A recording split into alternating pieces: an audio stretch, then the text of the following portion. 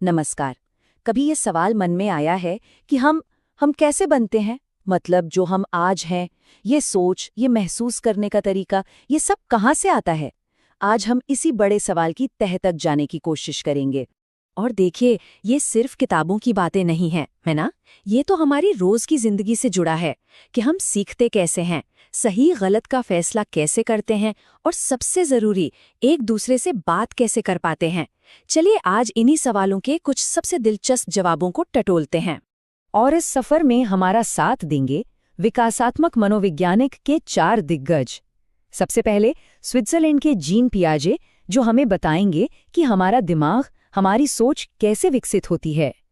फिर हैं रूस के लेव वाइगोत्स्की, जिनका कहना था कि समाज के बिना हम कुछ नहीं।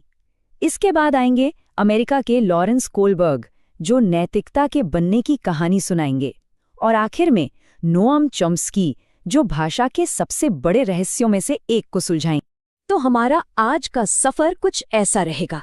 पहले हम पियाजे के दिए हुए स्टेजेस को समझेंगे, फिर वाइगोत्स्की की सामाजिक दुनिया में कदम रखेंगे, इसके बाद कोहलबर्ग की बनाई नैतिकता की सीढ़ी पर चढ़ेंगे और अंत में चॉम्स्की के लैंग्वेज ब्लूप्रिंट को डिकोड करेंगे। चलिए शुरू करते हैं।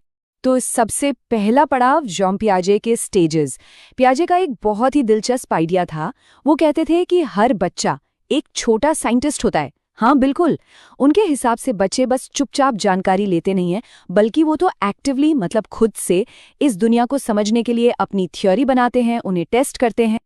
मतलब बच्चे कोई खाली घड़ा नहीं है जिसमें हम ज्ञान भरते जाएं। नहीं, वो तो खुद अपने ज्ञान के आर्किटेक्ट हैं। वो दुनिया को देखकर अपनी समझ बनाते हैं, फिर उसे आजमाते हैं, और जब गलतियां करते हैं ना, तो उससे सीखकर अपनी समझ को और बेहतर बनाते हैं। पियाजे ने कहा कि ये जो दिमागी विकास है, ये 4 मेन पड़ावों से गुजरता है। पहला है सेंसरी मोटर स्टेज, जन्म से 2 साल तक। इसमें बच्चा अपनी सेंसेस, मतलब छूकर, देखकर, सुनकर सीखता है। फिर आता है प्री ऑपरेशनल स्टेज, 2 से 7 साल तक, जहां भाषा और कल्पना की दुनिया खुलती है। तीसरा है कॉन्क्रीट ऑपरेशनल, 7 से 11 साल तक। अब बच्चा लॉजिक लगाना शुरू कर देता है। और आखिर में 11 साल के बाद आता है फॉर्मल ऑपरेशनल स्टेज, जहां सोच और भी गहरी और एब्स्ट्रैक्ट हो जाती है। इसी पहले स्टेज की एक बहुत बड़ी कामयाबी है ऑब्जेक्ट परमानेंस। इसका सीधा सा मतलब है ये समझना कि चीजें तब भी होती हैं जब वो आंखों के सामने ना हो। सोचिए, एक छोटे बच्चे के सामने से उसका खिलौना लेकर अगर चादर के नीचे छिपा दें, तो उसे पता होता है कि खिलौना गायब नहीं हुआ, बस छिपा है। वो उसे ढूंढेगा। यही है ऑब्जेक्ट परमानेंस। अच्छा, पियाजे ने तो बच्चे को एक अकेले वैज्ञानिक की तरह देखा, पर क्या सारा विकास अकेले में ही होता है? क्या समाज का कोई रोल नहीं? बस यहीं पर हमारे दूसरे थिंकर लेव वाइगोत्स्की एक बिल्कुल अलग तस्वीर सामने रखते हैं। उनके लिए बच्चा एक सोशल अप्रेंटिस है, मतलब समाज से सीखने वाला चेला। वाइगोत्स्की के लिए सीखना कोई सोलो ट्रिप नहीं था। उनका मानना था कि हमारा विकास समाज और हमारी संस्कृति के साथ मेलजोल से होता है। हम उन लोगों से सीखते हैं जो हमसे ज्यादा जानते हैं, हमारे माँ बाप, हमारे टीचर्स, हमारे दोस्त। तो विकास पियाजे की तरह अंदर से बाहर नहीं, बल्कि बाहर से अंदर की तरफ होता है। वाइगोत्स्की ने कमाल का कॉन्सेप्ट दिया, स्कैफोल्डिंग। ये क्या है? ये वो टेम्पररी सपोर्ट है जो कोई एक्सपर्ट या ज्यादा जानने वाला इंसान किसी सीखने वाले को देता है। सबसे बेस्ट एग्जाम्पल है साइकिल चलाना सीखना। याद है कैसे कोई बड़ा पीछे से साइकिल पकड़कर हमें सहारा देता था, और जैसे हम बैलेंस बनाने लगते थे वो धीरे से हाथ हटा लेता था।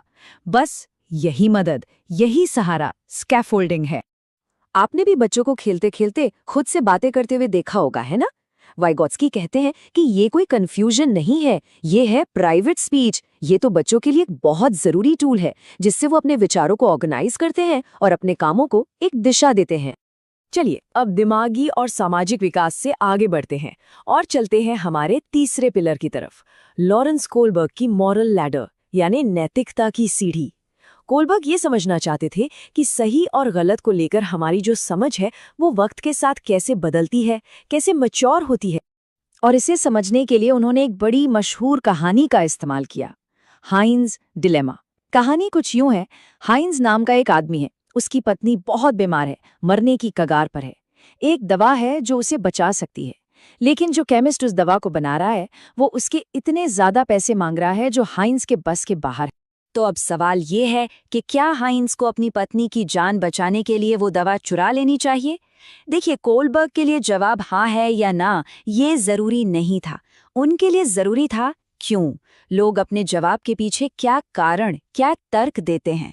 और लोगों के इन्हीं तर्कों के पैटर्न को स्टडी करके कोहलबर्ग ने नैतिकता की 3 बड़े लेवल बताए: प्री कन्वेंशनल, कन्वेंशनल और पोस्ट कन्वेंशनल। जैसे जैसे हम इन लेवल्स पर आगे बढ़ते हैं, सही गलत को देखने का हमारा नजरिया भी बदलता जाता है। तो सबसे पहला लेवल, प्री कन्वेंशनल। इस लेवल पर नैतिकता का मतलब होता है सजा से बचना और अपना फायदा देखना। इस लेवल पर सोचने वाला इंसान कहेगा, नहीं, हाइंस को चोरी नहीं करनी चाहिए क्योंकि वो पकड़ा जाएगा और उसे जेल हो जाएगी। आप देख रहे हैं, यहाँ सारा फोकस सिर्फ अपने ऊपर होने वाले असर पर है, किसी और की भलाई या नियम कानून पर नहीं। और अब हम आ पहुंचे हैं अपने आखिरी और शायद सबसे रेवोल्यूशनरी पिलर पर, नोम चॉम्स्की और उनका लैंग्वेज ब्लूप्रिंट। चॉम्स्की ने भाषा को लेकर हमारी पूरी समझ को ही हिलाकर रख दिया। उनका आइडिया एकदम सीधा और जबरदस्त था। भाषा सीखने की काबिलियत हम कहीं से सीखते नहीं हैं, यह हमारे अंदर पहले से होती है, जन्म से। हम इंसान भाषा सीखने के एक इनबिल्ट सिस्टम के साथ पैदा होते हैं। चॉम्स्की ने इस सिस्टम को एक नाम दिया, लैंग्वेज एक्विजिशन डिवाइस, या शॉर्ट में LED। आप इसे एक तरह का मेंटल सॉफ्टवेयर समझ सकते हैं जो हमारे दिमाग में पहले से इंस्टॉल होकर आता है। और यही सॉफ्टवेयर बच्चों को इतनी तेजी से और इतनी आसानी से ग्रामर के मुश्किल नियम सीखने में मदद करता है। और ये LED काम करता है यूनिवर्सल ग्रामर के ब्लूप्रिंट कर। इसका मतलब है कि दुनिया की सारी भाषाओं के पीछे कुछ बुनियादी नियम, एक बेसिक ढांचा होता है जो कॉमन है, और ये ढांचा हमारे दिमाग में पहले से मौजूद होता है। यही वजह है कि बच्चे बिना ग्रामर की क्लास लिए ही बिल्कुल सही और नए नए वाक्य बना लेते हैं। तो ये थे विकास को समझने के 4 अलग अलग नजरिए। पियाजे ने हमें बच्चे के अकेले सफर के बारे में बताया, वाइगोत्स्की ने समाज के रोल पर रोशनी डाली, कोहलबर्ग ने नैतिकता के बनने की परतों को खोला, और चॉम्स्की ने दिखाया कि भाषा कैसे हमारे अंदर ही बसी है। तो एक बार जल्दी से दोहरा लेते हैं। पियाजे के मुताबिक हम स्टेजेस में अपनी समझ बनाते हैं। वाइगोत्स्की कहते हैं कि हम समाज से जुड़कर सबसे अच्छा सीखते हैं। कोहलबर्ग के अनुसार हमारी नैतिकता सजा के डर से शुरू होकर ऊंचे सिद्धांतों तक पहुंचती है, और चॉम्स्की का मानना है कि भाषा सीखने की क्षमता हमारा बायोलॉजिकल हिस्सा है।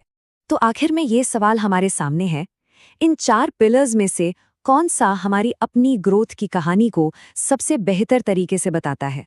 क्या हम सब एक छोटे साइंटिस्ट की तरह बड़े हुए हैं, या एक सोशल अप्रेंटिस की तरह, या फिर इन सबका एक मिलाजुला रूप है? सोचने वाली बात है ना?